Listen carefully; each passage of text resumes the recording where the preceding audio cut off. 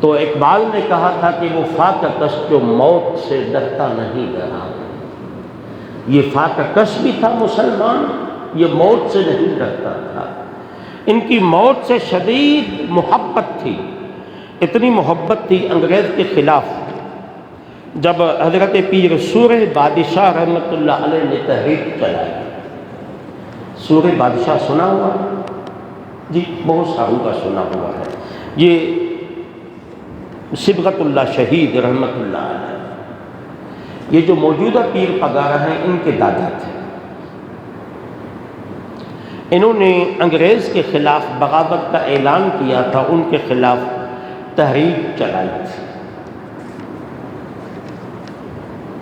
انگریز نے ان سے کہا کہ بیٹھو، جو جیلر تھا انگریز، آپ کو دوسرے دن سزائے موت آنی تھی۔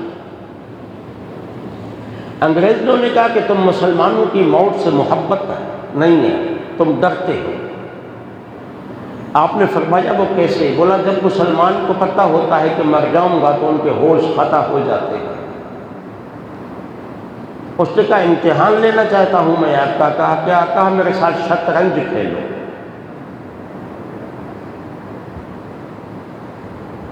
میرے ساتھ شطرنج شاید ایک ایسی گیم ہے جس میں ذہن کا بہت زیادہ استعمال ہوتا ہے، میں نے تو دیکھی بھی نہیں، شاید ایسا ہے۔ تو یہ کھیلنا اگر جوا کی صورت میں ہو تو حرام اور گناہ کبیرہ ہے، نہیں تو چونکہ اس میں وقت کا ضیاع ہے تو علماء نے کھیلنے سے منع کی ہے، نہیں کھیلنا چاہیے۔ چونکہ یہاں امت مسلمہ کی تاریخ لکھی جانی تھی تو پیر سورہ بادشاہ نے کہا کہ چلو کھیلتے ہیں۔ دوسرے دن سزائے موت ہو رہی ہے۔ رات کے ٹائم پہ اس انگریز سے جو شطرنج کا بہت بڑا کھلاڑی تھا، اس کے ساتھ شطرنج کھیلنے بیٹھ گئے۔ جب بیٹھے تو 3 مرتبہ ان کو شکست دے دی، آپ جیت گئے۔ انگریز نے کہا اتنے دلیر ہو، تیرے اوپر موت کا خوف تیرے اعصاب پہ سوار نہیں ہوا؟ اس نے کہا تجھے خداؤں نے بتایا ہے کہ مر کر بندہ فنا ہوتا ہے، میرے مصطفیٰ نے بتایا ہے کہ بندہ شہادت کی موت پا کر فنا نہیں بقا کی طرف قدم رکھتا ہے۔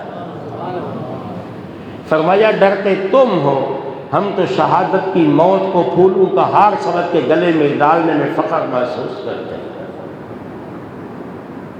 یہ محبت تھی، اور یہ ان میں کتنی محبت تھی۔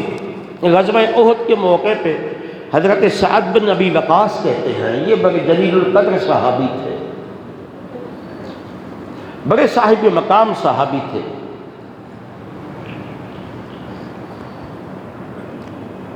کہ دوسرے دن جنگ ہونی ہے، ہم احد کی دامن میں بیٹھے تھے، ہم 600-700 لوگ تھے، ٹوٹی ہوئی تلواری تھی ہمارے پاس، وہ 3000 کا لشکر تھا طاقتور، ہمارے پاس تو زرہ ڈھال بھی مکمل نہ تھی، انہوں نے تو مکمل اپنے آپ کو مضبوط لوہے میں ڈھانپا ہوا تھا۔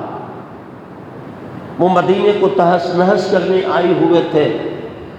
سعد بن ابی وقاص کہتے ہیں عبداللہ بن جہش نے مجھے کہا کہ چلو ایسا کرتے ہیں۔ کیا کرتے ہیں؟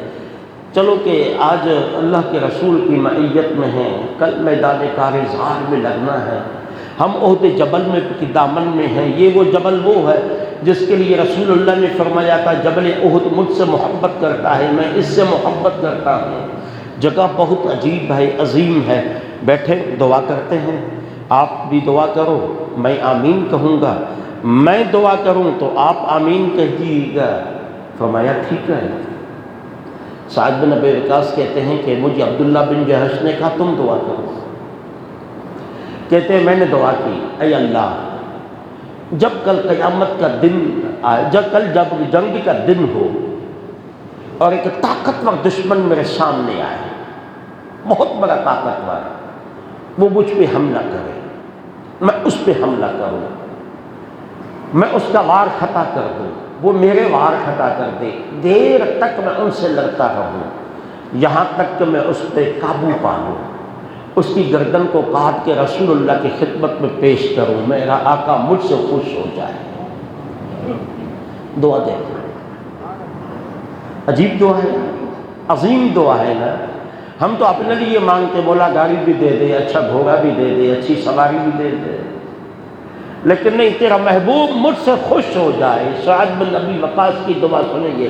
عبداللہ بن جہش کہتے ہیں کہ چلو یار، تم نے تو دعا کر لی، اب میں دعا کرتا ہوں۔ وہ دعا کیا ہے؟ مولا ایک طاقتور دشمن آئے، وہ مجھ پہ حملہ کر لے، میں اس پہ حملہ کر لوں، میں اس کو واصل جہنم کر دوں۔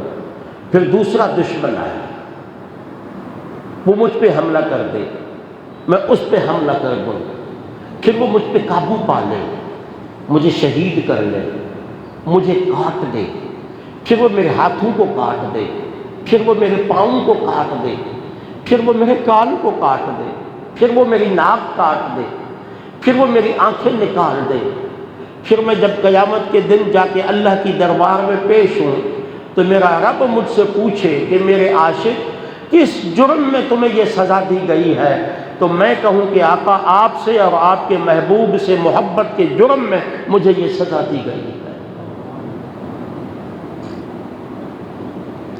یہ مسلمانوں کی موت سے محبت۔ عمرو بن جموع ایک صحابی ہے، پاؤں سے بہت زیادہ لنگڑا ہے، معذور ہے، پورا چل بھی نہیں سکتا، 4 بیٹے ہیں۔ رسول اللہ کی خدمت میں روتے ہوئے، آقا احد کی تیاری کا حکم آپ نے دیا ہے، یہ 4 بیٹوں نے تلواریں اٹھا لی ہیں، میں نے بھی اٹھا لی تو میرے بچوں نے مجھ سے تلوار چھین لی۔ کہا کہ آپ بوڑھے بھی ہیں، آپ معذور بھی ہیں، آپ جنگ نہیں کر پائیں گے۔ آقا میں تو جنت میں جانے کا خواہش مند ہوں، لیکن یہ میرے بیٹے مجھے جانے نہیں دیتے جنت میں۔ تو حضور نے انہیں ازراہ شفقت فرمایا کہ آپ بوڑھے آدمی ہو، کمزور ہو، اپنے گھر میں بیٹھ جاؤ، تیرے 4 بچے چل رہے ہیں، یہ بھی تیرے لیے غنیمت ہے۔ اس نے ایک حسین جملہ کہا تھا، حضور مسکرا پڑے وہ جملہ سن کے۔ اس نے کہا آقا میں اپنے لنگڑے پاؤں سے جنت کی زمین کو روندنا چاہتا ہوں۔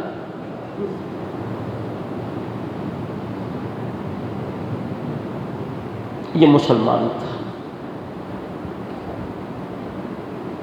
یہ مسلمان تھا۔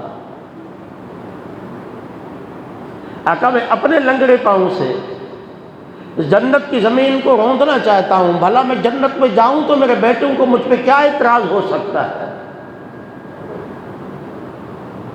یہ جنت میں جانے کی خواہش میدان کارزار میں ایک معذور شخص کو آنے پہ مجبور کر رہی ہے، حالانکہ ہر صحابی یہ نبی جنتی جن کی جنتی ضمانت ہونے، جنتی ہونے کی ضمانت خدا دے چکا ہے، کلن وعد اللہ الحسنی، اور تیری میری تو کوئی ضمانت بھی نہیں یار، تیری میری تو کوئی ضمانت نہیں۔ پتہ نہیں یہ ٹوٹی پھوٹی عبادتیں قبول بھی ہوتی ہیں یا نہیں۔